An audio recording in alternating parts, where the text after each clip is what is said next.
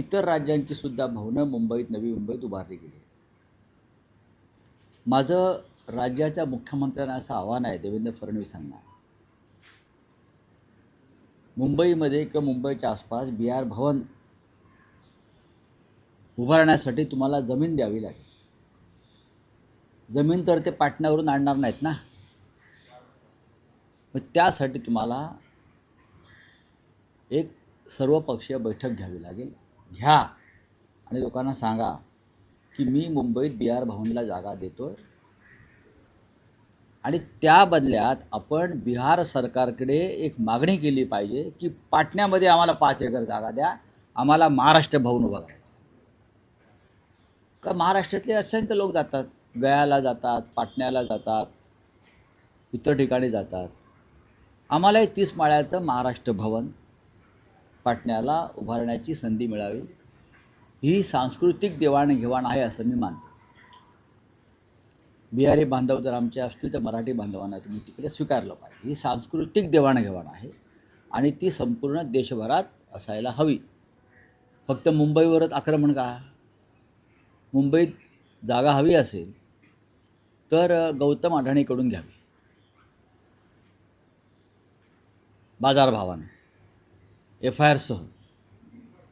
सरकारकडून हवी असेल तर सरकारनं त्या बदल्यात बिहार सरकारकडे 5 ते 6 एकर जागा पाटण्यामध्ये, Gola Road, Bailey Road, New Pataliputra Colony हे महत्त्वाचे तिकडले चांगले भाग आहेत बरं का, चांगल्या वस्त्या आहेत.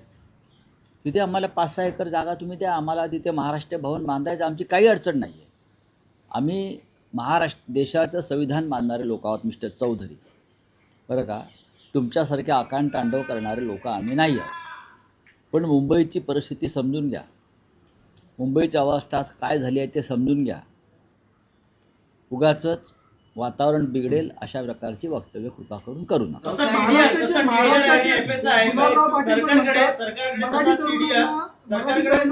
काम करण्याची वृत्तीच नाहीये असं कोण म्हणताय? गुलाबराव पाटील महाराष्ट्राचे मंत्री देखील म्हणतात बिहारी लोक इथे येऊन पोट भरतात.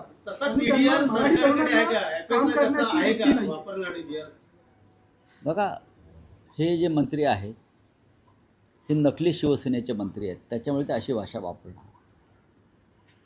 या मुंबईसह महाराष्ट्र जो घडवला आहे तो मराठी मजुरांनी, श्रमिकांनी घडवला आहे ना.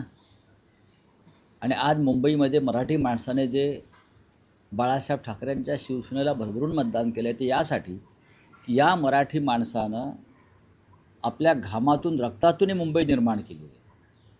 त्याच्यावरती असा सहज कोणाला डल्ला मारता येणार नाही. पण आता सगळंच डुप्लिकेट असल्यामुळे त्यांचे विचारसुद्धा डुप्लिकेट आहे. ही जी भूमिका मांडलेली आहे त्या मंत्र्यानं, ती त्यांच्या पक्षाचे प्रमुख महाराष्ट्राचे, देशाचे प्रमुख अमित शहा आहेत, त्यांच्या पक्षाचे राष्ट्रीय अध्यक्ष अमित शहा आहेत. एकनाथ शिंदेना मान्य आहे का की मराठी तरुण आळशी आहे, मराठी माणूस काम करत नाही? हे त्यांना मान्य आहे का? त्यांनी सांगावं ना, मग आम्ही उत्तर देऊ. मराठी तरुणांनी ही मुंबई, मराठी मजुरांनी ही मुंबई उभी केली आहे, मराठी श्रमिकांनी, कष्टकऱ्यांनी ही मुंबई उभी केलेली आहे. लक्षात घ्या, असा मराठी माणसाचा अपमान करू नका. आणि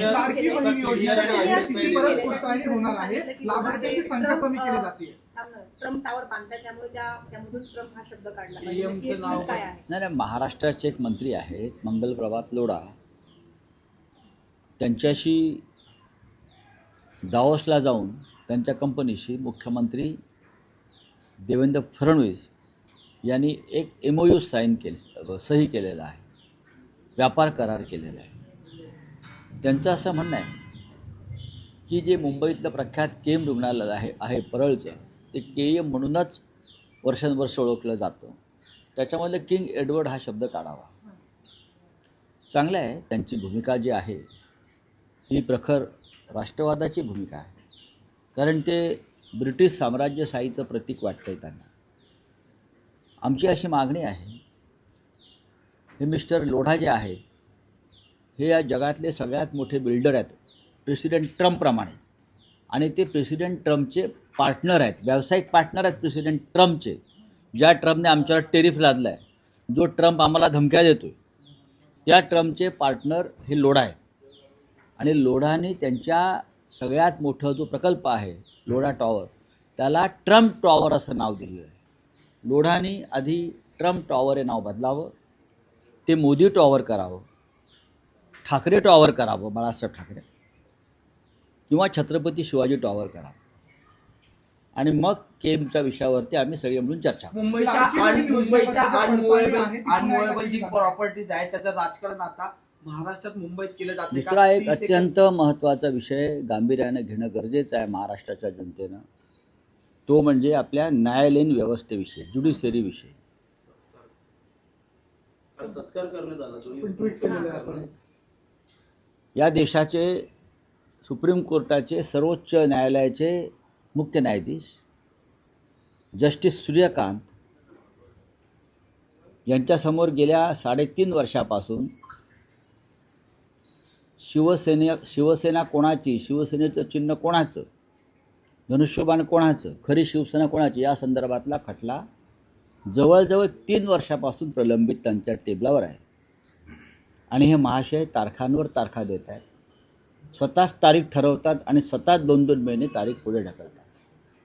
अशा पद्धतीनं घटनाबाह्य पद्धतीनं शिंदे गटानं 4 निवडणुका लढवल्या. आता परत 21 तारखेला त्यांनी फायनल हिअरिंगची तारीख दिली आणि ती त्यांनी ऐकली नाही, ती पुढे गेली. असे जस्टिस सूर्यकांत हे मुंबईला उतरले परवा. राजशिष्टाचारानुसार त्यांचं स्वागताला प्रोटोकॉलनुसार मुख्य सचिव जायला पाहिजे, प्रोटोकॉल अधिकारी त्या खात्याचे सचिव जायला पाहिजेत, अधिकारी वर्ग जायला पाहिजे. आम्ही आमच्या आयुष्यात कधी बघितलं नाही की राजकारणी हे मुख्य न्यायाधीशांच्या स्वागताला एअरपोर्टला जाऊन थांबले आहेत. पण मी पाहिलं की ज्यांचा खटला, जे एक पार्टी आहेत, शिवसेना विरुद्ध शिंदे, त्याच्यामध्ये हे एकनाथ शिंदे एक पार्टी ज्यांच्यासमोर खटला चालू आहे, त्यांना पुष्पगुच्छ द्यायला विमानाच्या खाली उभे होते. तो हसत हसत जस्टिस सूर्यकांतने स्वीकारला. हे अत्यंत संविधानाच्या विरुद्ध घटनाबाह्य आणि अनैतिक आहे. हे अनैतिक आहे. हे असं कसं काय होऊ शकतं? त्यानंतर ताज लँडसँडमध्ये, ताज पॅलेसमध्ये, ताजमध्ये जस्टिस सूर्यकांत त्यांचा मुक्काम होता. तेव्हा त्यांच्या भेटीसाठी एकनाथ शिंदे बराच काळ तेथे उपस्थित होते, म्हणजे भेट मिळावी म्हणून.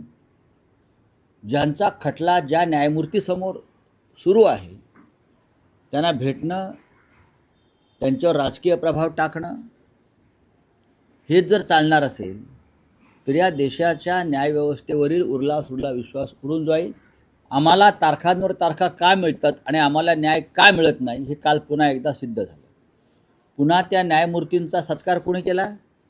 तर त्या जे पार्टी आहेत या खटल्यामध्ये, अजित पवार आणि शिंदे. जस्टिस सूर्यकांतना काहीतरी वाटायला पाहिजे होतं की हे संविधानाच्या विरोधामध्ये, यांचा खटला माझ्यासमोर चालू आहे आणि मी त्यांच्याकडून सत्कार स्वीकारतो. हा काय प्रकार आहे? जस्टिस सूर्यकांत हे जर संविधानाचे पहारेकरी असतील तर त्यांनी अशा प्रकारचं वर्तन करणं हे कोणत्याही नीतिमत्तेत बसत नाही. काल ते भाषणात काय म्हणाले justice Suryakant? Justice delay is not only justice डिनायड but justice destroy. बरोबर? तुम्ही जस्टिस डिस्ट्रॉय केलात ना आमचा. अशा प्रकारे तुम्ही जो वारंवार शिवसेनेवरती अन्याय करताय बाळासाहेब ठाकरेंच्या, तुम्हीच सांगितलं आहे जस्टिस डिस्ट्रॉय. मग जस्टिस डिस्ट्रॉयचं प्रायश्चित जस्टिस सूर्यकांत घेणार आहेत का? जस्टिस सूर्यकांतना भविष्यात राजकारणात यायचं आहे, माझी माहिती आहे. बरं, आणि त्यासाठी ते राजकीय पक्षांशी हे लागेबांधे ठेवत आहेत. एखादा न्यायप्रिय न्यायमूर्ती असता तर त्यांनी एकनाथ शिंदेला तिथून किंवा अन्य राजकारणात तिथून हाकलून दिला असता. पण त्यांनी सहजतेनं तो सत्कार स्वीकारला राजकारण्यांच्या हातून. अत्यंत सहजतेनं एअरपोर्टवरचं स्वागत स्वीकारलं. ही अत्यंत लाजिरवाणी गोष्ट आहे. धन्यवाद. कोणत्या पक्षाकडनं यायचं तुमच्या कळेल खटल्या तुम्हाला. संदर्भात भाकरी फिरवली जात आहे का? खटल्या संदर्भात भाकरी फिरवली जात आहे का? बघू ना, भाकरी फिरवली जाते की भाकरी करपते आहे. सगळ्या गोष्टींचा परिणाम निर्णयावरती पाहायला मिळेल. गेले 3 वर्ष तो निर्णयाचा परिणाम दिसतोय ना आम्हाला. इंटर- इतके मुख्य न्यायाधीश बदलले पण आम्हाला न्याय मिळत नाही. कारण न्याय व्यवस्था अमित शहाच्या अंगठ्याखाली चिरडली गेली. हे सगळे अमित शहाची माणसं आहेत. चंद्रपूरचे नगरसेवक मातोश्रीवरती आता ठीक आहे, ते पक्षात आहे. आप हिंदी में बोले क्या है?